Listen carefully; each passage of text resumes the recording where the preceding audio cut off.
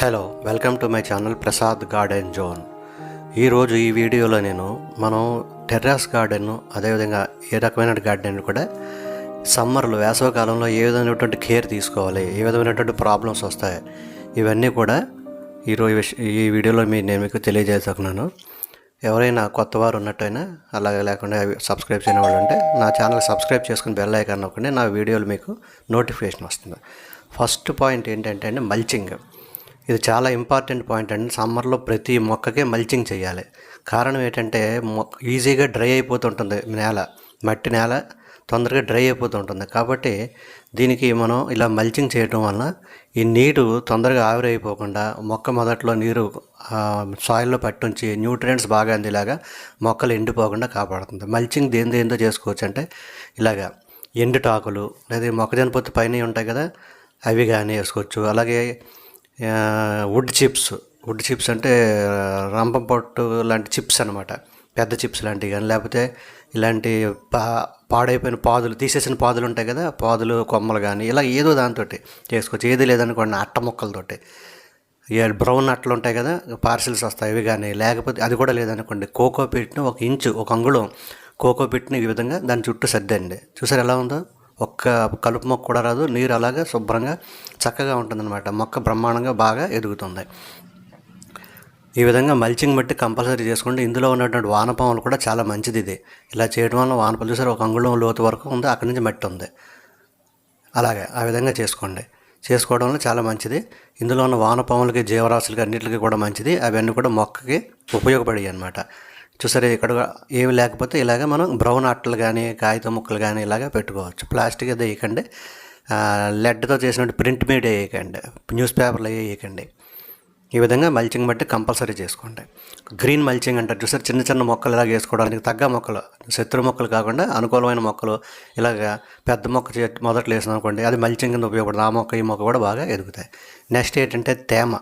కొన్ని ఏరియాల్లో డ్రైగా అయిపోతుంటుంది బాడీ. వేసవికాలంలో కూడా బాగా వేడి ఎక్కువ ఉంటుంది, చెమట పట్టదు, బాడీ వేడిగా అయిపోతుంటుంది. అలాంటి చోట్ల ఏంటంటే గాలిలో తేమ ఉండదు. గాలిలో తేమ లేనప్పుడు ఇలాగ మొక్క మొదట్లో ఒక ప్లేట్ పెట్టి అందులో గులకరాళ్ళు వేసి నీళ్ళు వేసాం అనుకోండి, ఆ నీరు ఆవిరయ్యి మొక్క చుట్టూ ఒక రకమైనటువంటి తేమ ఉంటుందన్నమాట. అది మొక్కకు చాలా అవసరం అండి. అలాగే కొంతమంది ఏం చేస్తారంటే కొంచెం డబ్బులు పెట్టుకోవాల్సిన వాళ్ళు ఈ మిస్టర్స్ అని చెప్పేసి అంటారు. మిస్ట్ అంటే ఒక స్మోక్ కింద, ఫాగ్ కింద వస్తుంది, నీటి ఆవిరి తుంపర్లు, అవి కూడా పెట్టుకోవచ్చు. అవి గ్రీన్ హౌస్లో నాట్లోనే పెడతారు, మనం ఓపెన్గా అవి ఇది ఈ విధంగా అనమాట. అప్పుడప్పుడు అలాగా ఒక మిస్ట్ కింద వాటర్ స్ప్రేయర్ అవుతూ ఉంటుంది. చేస్తూ ఉంటే మొక్కలకి వేసవికాలంలో చాలా మంచిది. ఏమి లేకపోతే మీ దగ్గర స్ప్రేయర్ ఉంటుంది కదా, స్ప్రేయర్తో మంచి ఎండ ఉన్న టైంలో పైకెక్కి ఒకసారి ఇలాగ నీళ్ళతోటి ఆకుల మీద చల్లుతూ ఉండండి. ఆకులు పాడైపోకుండా ఉంటాయి. వేసవికాలం చాలా మంచిది అది. ఇలాగా గాలిలో తేమ ఉండాలి. గాలిలో తేమ ఉంటే మొక్కలకి మంచిది. తేమ లేకుండా పొడిగా ఉంటే మొక్కలు తొందరగా చనిపోతాయి, పాడైపోతాయి అన్నమాట. ఇది ఒక 2వ పాయింట్. ఇక 3వ పాయింట్ వచ్చేటప్పటికి ఏంటంటే నీరు ఎప్పుడు ఇవ్వాలి, వాటర్ ఎప్పుడు ఇవ్వాలి. కొంతమంది పొద్దుట అంటారు, కొంతమంది సాయంత్రం అయితే వేసవికాలంలో మట్టుకు ఈవినింగ్ టైంలోనే వాటర్ ఇవ్వండి. ఈవినింగ్ టైంలో సాయంత్రం 5 దాటిన తర్వాత, ఎండ తగ్గిపోయిన తర్వాత, కొంచెం మట్టి చల్లబడ్డాక అప్పుడు నీళ్లు మీరు ఏదో రూపంలో డ్రిప్ ఇరిగేషన్ ద్వారా కానీ, పైపు ద్వారా కానీ, బకెట్ మగ్గుతో కానీ మొత్తం అన్ని మొక్కలకి ఇస్తే రాత్రంతా నీరు నేలంతా తడిగా ఉండి ఈ న్యూట్రియంట్స్ మొక్క ఈజీగా తీసుకోవడానికి అవకాశం ఉంటుంది. రాత్రి అంతా చల్లగా ఉంటుందన్నమాట. వేసవికాలం రాత్రి అంతా చల్లగా ఉండటం మంచిదే. ఫంగల్ ఇన్ఫెక్షన్స్ ఏమి రావు. వేసవికాలంలో ప్రాబ్లం లేదు. శీతాకాలం, వర్షాకాలమే చేయకూడదు. ఇప్పుడు చేసుకోవాలి. ఏమండి ఇంకా బాగా ఎక్కువ ఎండ ఉందనుకోండి, పగలు కూడా విపరీతమైన ఎండలు ఉండి మే నెల అనుకోండి, అప్పుడు మార్నింగ్ టైంలో కూడా ఒకసారి సూర్యుడు రాకముందు పొద్దున 6 గంటలకి 5:30 ప్రాంతంలో కొంత నీరు మళ్ళీ వేయండి. అది 2-3 గంటలు ఉండి ఆవిరైపోతుంది. ఎందుకంటే పొద్దున వేసాం అనుకోండి 2-3 గంటల కంటే ఎక్కువ ఉండదు, ఎండ వచ్చిన వెంటనే ఆవిరైపోతుంది. కాబట్టి రాత్రి వేసిన నీరే మీకు తెల్లవారులు ఉంటుంది. పగలు కూడా అవసరం అనుకుంటే, బాగా ఎండ ఎక్కువ ఉందంటే పొద్దున తెల్లారి గంటలు 6 గంటలకు ఎప్పుడు వేస్తే మీకు కాసేపు ఉంటుందన్నమాట. ఆ విధంగా వాటర్ మేనేజ్మెంట్ కూడా మనం చేసుకోవాలి కంపల్సరీ అండి. ఇవి చాలానే, ఈ మల్చింగ్ ఒకటి, వాటర్ ఒకటి చాలా ఇంపార్టెంట్ మొక్కలకి. అలాగే ఈ పాయింట్లన్నీ నేను చెప్తాను, మీరు నోట్ చేసుకుంటుండండి. నెక్స్ట్ పాయింట్ వచ్చేసి సూర్యరశ్మి. షేడ్ నెట్లు వేస్తాం కదా, షేడ్ నెట్లు వేస్తే తీసుకోవాలి జాగ్రత్తలు.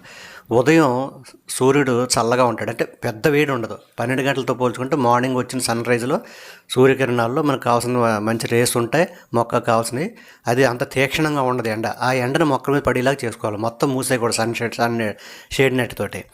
షేడ్ నెట్తో మొత్తం మూసేయకుండా కొంత ఎండ కావాల్సి కాబట్టి మార్నింగ్ ఎండ కొంచెం తక్కువ తీక్షణంగా ఉంటుంది కాబట్టి ఆ ఎండ మొక్కల మీదకి వచ్చేలా చేసుకుని షేడ్ నెట్ అనేది ఓన్లీ పై భాగాన్ని వేసుకోండి. ఈ తూర్పు వైపు కింద షేడ్ని దించకుండా పై భాగాన్ని వేసుకోండి. ఈ విధంగా వేసుకుంటే ఎలా ఏంటంటే తూర్పు భాగం అంతా సూర్యరశ్మి వచ్చేటప్పుడు సన్ రైజ్ వచ్చేటప్పుడు ఎండ పడుతుంది, అన్ని మొక్కల మీద పడుతుంది. సూర్యుడు పొద్దుట 11 గంటల వరకు పడుతుంది. ఆ ఎండ చాలా మంచిది. 11, 10:30, 11 దాటిన తర్వాత ఎండ చాలా తీక్షణంగా ఉంటుంది.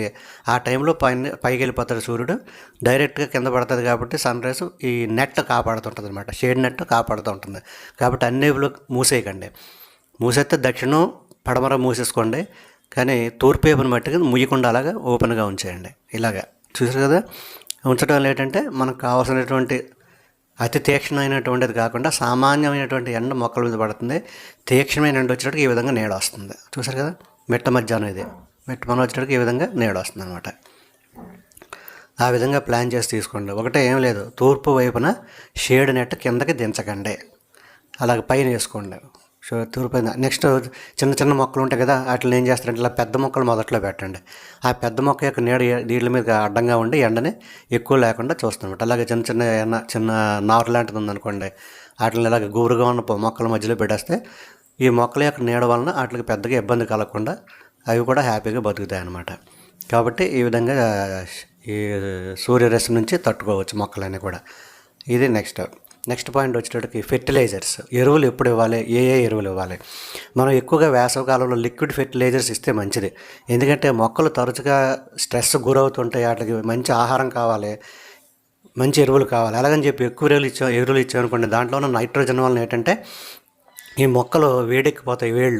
వేడెక్కిపోయి అలాగే పైనుంచి ఎండ కింద నుంచి ఎండ మొత్తం మొక్క చచ్చిపోయే అవకాశం ఉంది. కాబట్టి ఎరువులు ఎక్కువ ఇవ్వకుండా తక్కువ ఎరువులు ఎక్కువ సార్లు ఇవ్వండి. అంటే 15 రోజులకు ఒకసారి ఇస్తున్నాం అనుకోండి, అలా కాకుండా వారానికి ఒకసారి ఇవ్వండి. బాగా డైల్యూట్ చేసి లిక్విడ్ ఎరువులు ఎక్కువ ఇవ్వండి. అంటే mustard cake liquid fertiliser, compost tea liquid fertiliser, banana peel fertiliser, liquid fertiliser, ఇవన్నీ కూడా 15 రోజులకు ఒకసారి కాకుండా వారానికి ఒక రోజు ఇవ్వండి. మనం ఇచ్చేదానికి డబల్ నీళ్లు కలిపి ఇవ్వండి. జనరల్గా ఇచ్చేదానికి డబల్ నీళ్ళు కలిపిస్తే ఏమవుతుందంటే డైల్యూటెడ్గా ఇస్తున్నాం, ఎక్కువసార్లు ఇస్తున్నాం. కాబట్టి మొక్కకు కావాల్సిన ఆహారం అందుతుంది. బాగా ఎక్కువ ఫోర్స్గా కాకుండా స్లోగా ఇస్తున్నాం అనమాట. స్లోగా ఇస్తున్నాం, ఎక్కువసార్లు ఇస్తున్నాం. బాగా కాన్సన్ట్రేటెడ్గా ఇస్తే ఏమవుతుందంటే అవి ఆ కాన్సన్ట్రేషన్ తట్టుకోలేకపోవచ్చు మొక్క నైట్రోజన్ అనేది. కాబట్టి లో కాన్సన్ట్రేషన్లో ఎక్కువ సార్లు ఇవ్వండి. ఫర్ ఎగ్జాంపుల్ 20 రోజులకు ఒకసారి ఇస్తున్నారు అనుకోండి, ఒక 200 గ్రాములు కలిపి 20 లీటర్ల నీటిలో 10 రోజులకు ఒకసారి ఇవ్వండి. అదే 200 గ్రాములు 40 లీటర్ నీళ్ళలో కలిపి ఇవ్వండి. అప్పుడు డైల్యూట్ చేసినట్టు అనమాట. బాగా పలచగా చేసి వారానికి ఒకసారి ఇవ్వండి. అది అలాగే సర్దితే మన అంతే కదా, భోజనం ఒకేసారి ఎక్కువ అన్నం తినకంటే 4 సార్లు కొద్దిగా తింటే వేసవికాలంలో బాగా అరుగుద్ది. ఒకేసారి ఇచ్చేసిన అరగదు. అదేవిధంగా మొక్క కూడా మనిషిలాగే దానికి మీరు మామూలు ఫెర్టిలైజర్ కంటే లిక్విడ్ ఫెర్టిలైజర్స్ ఎక్కువ ఇవ్వండి. నెక్స్ట్ ఫోలియర్ స్ప్రే, అంటే ఈ స్ప్రే చేస్తాం కదా మా ఆకుల మీద, అలా స్ప్రే చేయండి. కొన్ని కంపోస్ట్ టీ ఉందనుకోండి, లిక్విడ్ స్ప్రే చేసుకోవచ్చు. ఈ స్ప్రే చేయడం వల్ల తొందరగా ఆకుల్లోకి ఆహారం వెళ్తుంది మొక్కకి. అది వేసవికాలంలో బాగా పాటించండి. శీతాకాలంలో ఎక్కువ ఫాలియర్ స్ప్రే చేయకూడదు, వేసవికాలంలో ఫాలియర్ స్ప్రే ఎక్కువ చేయాలి. చూసారా, ఈ ఆనియన్ పీల్ ఫెర్టిలైజర్, లిక్విడ్ ఫెర్టిలైజర్లు, ఇలాంటి లిక్విడ్ ఫెర్టిలైజర్స్ ఎక్కువ ఇవ్వండి వేసవికాలంలో. బాగా మొక్కలకి ఉపయోగకరంగా ఉంటాయన్నమాట సాలిడ్ ఫెర్టిలైజర్స్ కంటే. అండ్ నెక్స్ట్ వచ్చేటప్పటికి ఏంటంటే ట్రాన్స్ప్లాంటేషన్. ఈ వేసవికాలంలో మీరు ట్రాన్స్ప్లాంటేషన్ అంటే మొక్కలను కుండీల్లో తీసుకొచ్చి వేరే కుండీల్లోకి మార్చడం అలాంటి చేయకండి. ఎందుకంటే దీనికి చాలా హార్డ్గా ఉంటుంది వాతావరణం, ఇవి తొందరగా నిలదొక్కో చనిపోతాయి అన్నమాట. అలాగే కొంతమంది ఎయిర్ లేయరింగ్ చేస్తారు, గ్రాఫ్టింగ్ అంటు కడుతుంటారు. ఇవి వేసవికాలంలో చెయ్యకపోవడం మంచిది. అంటే చేస్తే ప్రాబ్లం ఉండొచ్చు, ఉండకపోవచ్చు, కానీ గ్యారంటీగా చెయ్యకుండా ఉంటే మంచిదన్నమాట. మీకు వర్షాకాలం ఒక 3 రోజులు అదే కుండీలో ఉంచి వేసవికాలం అయిపోయి వర్షాలు స్టార్ట్ అయ్యాక మార్చుకోండి. ఇంకొక 3 ఎలాగ ఎంతకాలం ఉంచారు కాబట్టి ఆ 3 నెలలు అయిపోయాక వర్షాలు పడ్డాక అప్పుడు ట్రాన్స్ప్లాంటేషన్ చేసుకోండి. మొక్కకి మంచిది, మీకు గ్యారంటీగా మొక్క బతుకుతుంది. అలాగే ఎయిర్ లేయరింగ్ అలాంటివి కూడా వేసవికాలంలో చేయొద్దు అంటారు. అందుకే కారణం ఇదే, ఎండ ఎక్కువగా ఉంటుంది కాబట్టి ఈ మట్టి ఎండిపోతూ ఉంటుంది ఎయిర్ లేయరింగ్లో. కాబట్టి మొక్క ఏళ్ళని సంతరించుకోలేదన్నమాట. కాబట్టి ఇలాంటి ట్రాన్స్ప్లాంటేషన్లో ఎయిర్ లేయరింగ్ ఇలాంటి బిజినెస్ అంతా కూడా మీరు వర్షాలు పడే వరకు ఆగి చేసుకోండి, లేకపోతే శీతాకాలంలో చేసుకోండి. వేసవికాలంలో సాధ్యమైనంత వరకు చేయొద్దు, కంపల్సరీ అయితే తప్పదు, దైవజనం. కాబట్టి సాధ్యమైనంత మట్టుకు ఇలాంటి వర్క్లు ఏమి వేసవికాలంలో పెట్టుకోకుండా స్ట్రెస్ వచ్చేద్దాం మొక్కల మీద. నెక్స్ట్ పురుగు మందులు. ఈ పురుగు మందులు చాలా కాన్సన్ట్రేటెడ్గా హార్డ్గా ఉండే పురుగు మందులు చల్లకపోవటమే మంచిది. అంటే ఈ 3G పెస్టిసైడ్ కానీ, వెనిగర్ పెస్టిసైడ్స్ కానీ ఇలాంటివి సాధ్యమైనంత వరకు చల్లకండి. తప్పదు అనుకుంటే ఏది తప్పదు, సాధ్యమైనంత వరకు చల్లకండి. మీరు రోజు చెక్ చేసుకుంటూ ఉండండి. ఏదైనా పురుగు పట్టిన వెంటనే వాటిని చేతితో నలిపేసి చంపేయండి, తీసి పాడేయండి. లేకపోతే వాటర్తో స్ప్రే చేయండి, గట్టిగా స్ప్రే చేస్తే అన్నీ కింద పడిపోయి చనిపోతాయి. తక్కువగా ఉన్నప్పుడే చూసుకుని వాటిని చంపేయండి. వేసవకాలంలో మరీ ఎక్కువ పెస్ట్స్ ఉండవు. ఇలాంటి పేనుబంక, మీలీ బగ్ ఇలాంటివి వస్తుంటాయి. వాటిని బాగా ఫోర్స్గా ఉన్న వాటర్తో కొడితే కింద పడిపోతాయి. లేకపోతే వాటర్లోని 1 లీటర్ వాటర్కి 5 డ్రాప్లు సోప్ వాటర్ వేసి కొద్దిగా నీమ్ ఆయిల్ మట్టుకు వేయండి. ఒక 2 ml 3 ml నీమ్ ఆయిల్ వేసి బాగా కలిపేసి ఫోర్స్గా కొట్టి వాటిని కింద పడగొట్టేయండి. అంతే తప్పించి ఎక్కువ కాన్సన్ట్రేటెడ్గా ఉన్నటువంటి భయంకరమైన వినిగర్ ఎక్కువ వేసేసి, లేకపోతే మిరపకాయలు, అల్లం ఇలాంటివన్నీ వేసేస్తాయంటే మొక్కలు ఈ వేడి ఆ వేడి తట్టుకోలేక ఆకులు ఎండిపోయినట్టు అయిపోయి చనిపోతాయి అన్నమాట. అర్థమైంది కదండి. ప్రతి వారం మొక్కకు నీరు స్ప్రే చేయడం కూడా మంచిది వేసవకాలంలో. కాబట్టి ఎక్కువ నీటితోనే స్ప్రే చేసి వాటిని పడగొట్టేయండి. పురుగుల్ని పడగొట్టేయడం, తీసేయడం అలాంటివి చేయండి. ఈ మీలీ బగ్స్ మటుకు అన్నంతో చేసిన పెస్టిసైడ్ వాడచ్చు. అది పెద్ద కాన్సన్ట్రేటెడ్ కాదు, ఇంట్లో తయారు చేసుకుంది. ఏమండి అలాగా. నెక్స్ట్ ఏంటంటే కలుపు మొక్కలు, వీడ్స్. ఈ కలుపు మొక్కలు ఒక సమ్మర్ అనే కాదు, ఏ వాతావరణంలో అయినా డేంజరే. మొక్కలకి వేసినటువంటి ఆహారాన్ని తినేస్తాయి, మొక్కలకి వేసిన నీరు తీసేసుకుంటాయి, మెయిన్ మొక్కలు బతకకుండా చేస్తాయి. కాబట్టి వీడ్స్ ఒక సమ్మర్ అనే కాదు, ఈ కలుపు మొక్కలు సమ్మర్లోనే కాదు, ప్రతి కాలంలోనే తీసేయదగ్గది. కానీ ఈ వేసవి కాలంలో ఇంకా ఇంపార్టెంట్. ఎందుకంటే వర్షాకాలం మీకు నీళ్లు బాగా ఉంటాయి, పెద్దగా ప్రాబ్లం ఉండదు. కాబట్టి నీళ్లు కూడా మనకు కరువే అప్పుడు వేసవి కాలంలో. ఇవి ఏం చేస్తుంటాయంటే ఆ ఉన్న నీరుని కూడా వాడేసుకుంటూ ఉంటాయి, మెయిన్ మొక్కకి వెళ్తాయి. కాబట్టి వీడ్స్ని ఎట్టి పరిస్థితులను ఉంచకుండా తీసేయండి. నెక్స్ట్, ప్లాంట్స్ని ఎప్పుడూ కూడా ఏసీకి ఎదురుగుండా పెట్టకండి. ఎందుకంటే అందరికీ ఏసీలు టెర్రస్ గార్డెన్ మీద ఉంటాయి కదా, ఏసీ అవుట్ యూనిట్, దాని ఎదురుగుండా మొక్కలు పెడతారు. ఇప్పటివరకు అయితే పర్వాలేదు, కానీ ఏసీలు కంపల్సరీ ఆన్ చేస్తారు వేసవకాలంలో.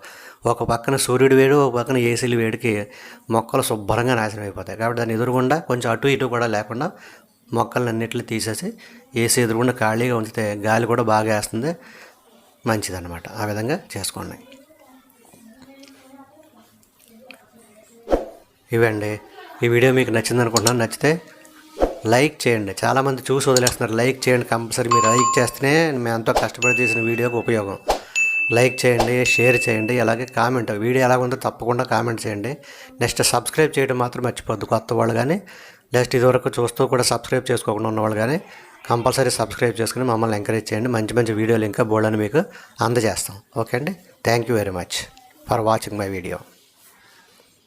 Wish you all a happy gardening.